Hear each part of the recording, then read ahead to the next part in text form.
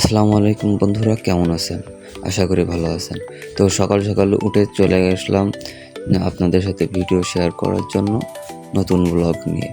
তো আজকের ব্লগ হচ্ছে আমার বাসা কুয়াতা বাজার, ওখান থেকে আমি আজকে যাব যশোর বকচরে। তো চলুন শুরু করা যাক।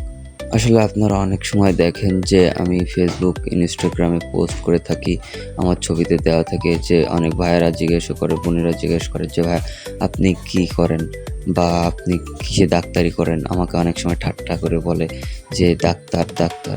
তো আজকে সেই বিষয়ে কথা বলবো। রোটারি ক্লাব অফ যশোর সেন্ট্রালের দুটি প্রতিষ্ঠান আছে। এই দুটি প্রতিষ্ঠান হচ্ছে একটি হচ্ছে স্কুল আর একটি হলো হোমিওপ্যাথি ক্লিনিক। তো আমি প্রতি শুক্রবারে হোমিওপ্যাথি ক্লিনিকে চলে আসি, যাকে আমরা বলি ফ্রি ফ্রাইডে ক্লিনিক। এই ফ্রি ফ্রাইডে ক্লিনিক বলতে রোটারি ক্লাব অফ যশোর সেন্টারের পক্ষ থেকে সেবামূলক কাজ করা হয়, যেখানে প্রতি শুক্রবার 1 মাসের জন্য ঔষধ ও চিকিৎসা সেবা দেওয়া হয় মাত্র 10 টাকার বিনিময়ে। আপনি 10 টাকার বিনিময়ে 1 মাসের ওষুধ নিতে পারবেন প্রতি শুক্রবার।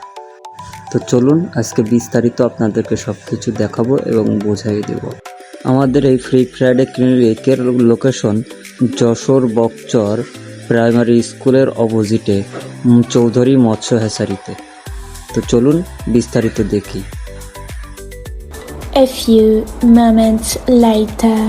আমরা যারা যশোরে থাকি তারা অনেকেই জানেন যে আমাদের যশোরে অনেকগুলো সংগঠন আছে এবং বিভিন্ন সংগঠনে বিভিন্ন কাজ করে থাকি, এবং সেই কাজগুলো হলো সমাজসেবা এবং নিজেদের স্কিল ডেভেলপমেন্টের জন্য।